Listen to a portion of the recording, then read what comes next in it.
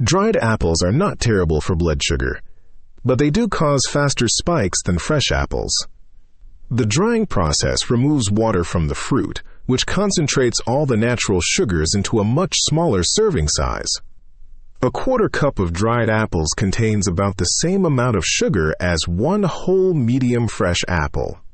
However, without the water content, your body absorbs this concentrated sugar much more quickly. This leads to a sharper rise in blood sugar compared to eating a fresh apple. Fresh apples contain both fiber and water, which work together to slow down sugar absorption in your digestive system. If you have diabetes or insulin resistance, this difference matters for keeping your blood sugar stable throughout the day. Dried apples can still fit into your diet if you manage portion sizes carefully and pair them with other foods.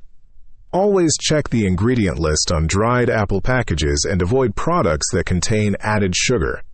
Added sugar makes the blood sugar problem significantly worse and provides no nutritional benefit.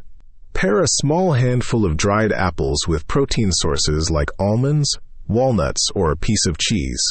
This combination slows the absorption rate and prevents rapid blood sugar spikes after eating. Keep your portion size to about a quarter cup or less to avoid consuming too much concentrated sugar at once. For the best blood sugar control, choose fresh apples most of the time as your primary fruit option. Save dried apples as an occasional snack when you understand proper portions, and combine them with protein or healthy fats.